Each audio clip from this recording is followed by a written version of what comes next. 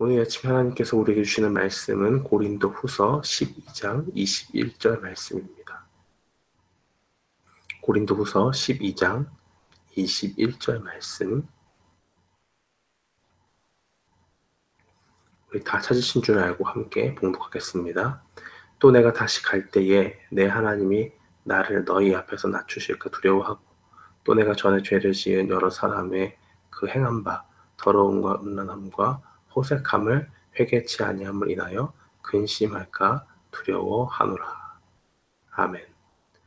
저는 오늘 본문 말씀 고린도후서 12장 21절 말씀을 통해서 회개하는 공동체라는 제목으로 하나님의 말씀을 선포하겠습니다.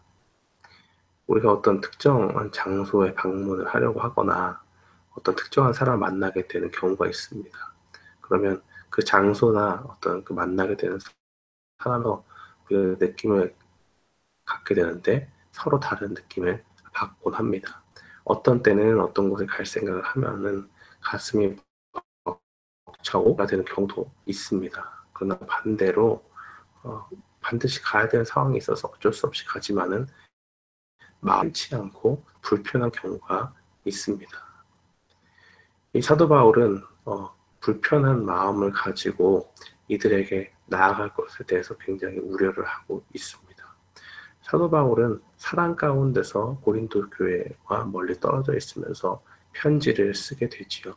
왜냐하면 정말 그들의 진실로 사랑하는 마음 가운데 어떻게 하면 그리스도께로 이들을 잘 인도할까라는 그런 중심을 가지고 처음에 복음을 전했던 것이 사실입니다.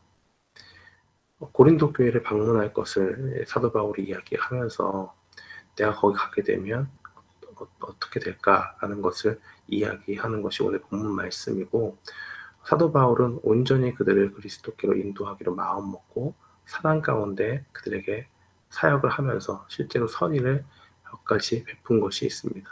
그것은 무엇이냐면 혹시 그들에게 자신이 마땅히 복음의 일꾼으로서 받아야 되는 그 경제적인 사역을 하면서 받게 되는 생활비를 받게 되는 사역비를 받게 되는 것이 그들에게 자칫 잘못하면 복음을 전하는데 조금 걸림이 될까 해서 그것을 받지 않고 자신이 경제적인 활동을 하면서 복음을 전했지요. 세워져 나갔고 또 바로 그 동역자들은 굉장히 큰 하나님의 능력을 맛보면서 교회가 세워져 나가는 것을 보았습니다. 그 가운데 복음의 씨앗을 뿌렸고 그 교회가 이제는 잘 정착을 해서 번듯한 교회로 그렇게 나아갔는데 그 가운데 여러 가지 문제가 없었던 것은 아니지요. 그런데 무엇보다도 그들 가운데 가장 큰 문제 중에 하나는 그들이 거짓 교사들의 꾀임에 넘어가 있는 것이 큰 걱정거리 중에 하나였습니다. 전부가 다 그런 것은 아니지만 거짓 교사가 나타나서 바울의 권위를 깎아내리기 시작하니까 거기에 휩쓸리는 사람들이 있었어요. 그래서 그 중에 일부가 바울이 쓴 글이나 바울의 가르침보다는 이제는 그들 가운데 거짓 교사들이 함께 하면서 그 거짓 교사들과 친밀해지고 그들의 말에 더욱더 귀 기울여서 이제는 더 이상 바울의 말을 신뢰하지 않는 그러한 상황 가운데 놓이게 된 것입니다. 그러면서 사도 바울은 자신의 사역에 대한 중심, 사랑 가운데 내가 너희에게 이렇게 했다라는 것을 이야기하지만 그런 것을 변명으로만 생각하게 만드는 그 거짓교사들의 꾀임에 넘어간 자들의 거짓교사들의 꾀임에 넘어간 그러한 사람들의 그런 태도와 자신의 말을 받아들이는 그 상황을 참으로 답답한 상황으로 그렇게 여기고 있는 것입니다. 이 거짓교사들의 게임에 넘어가서 신앙 가운데서 참된 자신이 복음을 전한 그 참된 복음에서 떠나 다른 복음을 그들이 받아들일까 사도 바울은 굉장히 경계하고 두려워하였습니다. 비단 자신의 권위가 무너지는 것뿐만 아니라 아예 복음 자체를 왜곡시켜서 그들이 아주 교묘하게 사탄이 뱀에게 들어가서 하와를 꿰듯이 거짓 교사들이 그들을 꿰어서 교회가 어지러워지고 혼란 가운데 있고 죄를 범하게 될까 굉장히 두려워했던 것이 사도 바울의 그런 안타까운 심정의 이유가 되는 것입니다. 또 한 가지 이유는 무엇이냐? 무엇 때문에 사도 바울은 안타깝고 그렇게 답답한 마음을 버릴 수가 없었느냐? 고린도 교회에 가서 이렇게 방문하게 되면 뭔가 오랜만에 이렇게 만나니까 그가 신앙의 교제를 오랜만에 하는 것 굉장히 기쁜 것인데 그가 가지고 있던 두려운 마음은 고린도 교회가 회개하지 않는 것에 대해서 굉장히 두려워했습니다. 이 사도 바울은 여러 가지 문제들을 지적했지요. 그 중에 대표적인 것을 자면 근친상간을 한 그런 사람들을 출교하라고 명령한 적이 있는데 그들이 회개치 않을까 심히 근심하고 있는 것을 본문 말씀을 통해서 볼 수가 있습니다.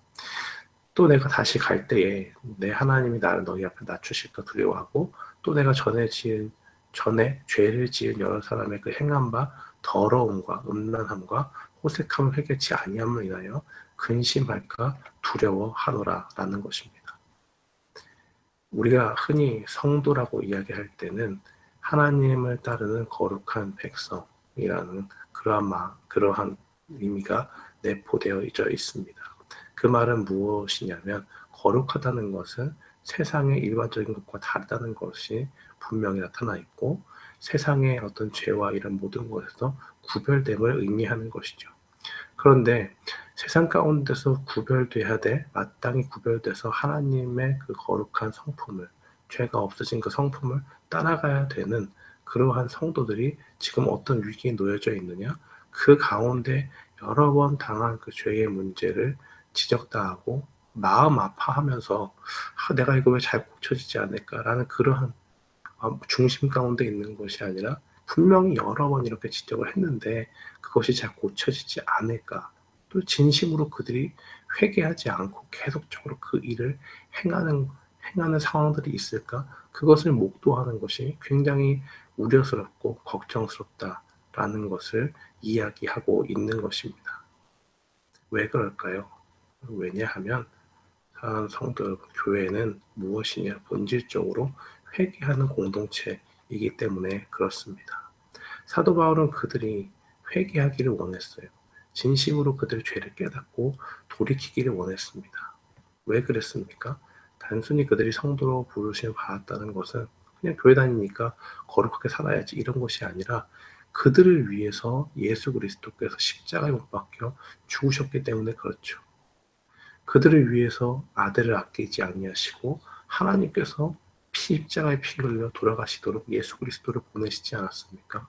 예수님은 하늘 보좌를 버리신 이유가 바로 우리를 사랑하셔서 우리가 죄 가운데 있는 것을 원치 않으셨기 때문에 그런 것입니다.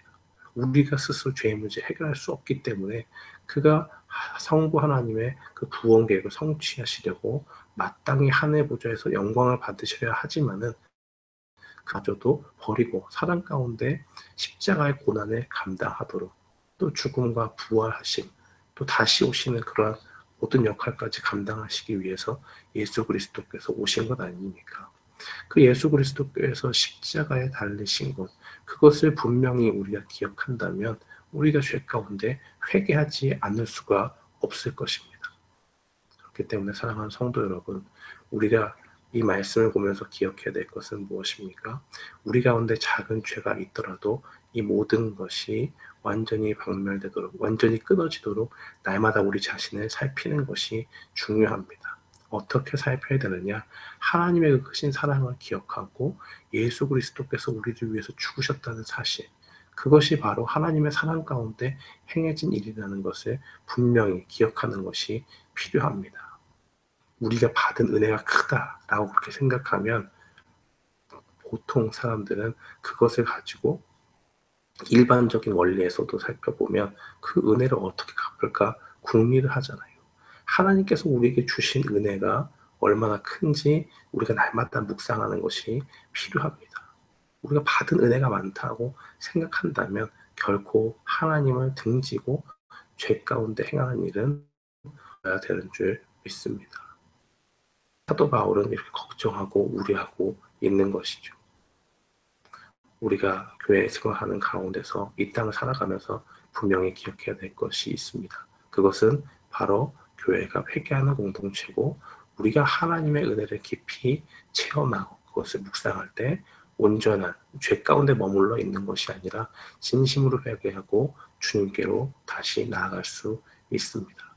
이 말씀을 기억하면서 오늘 하루도 우리 자신을 살펴가면서 우리 가운데 죄가 없는지 살피면서 그 가운데 참된 회개를 주님 앞에 올려드리고 죄로부터 돌아서는 우리 모두가 되기를 주님의 이름으로 축원합니다. 아멘.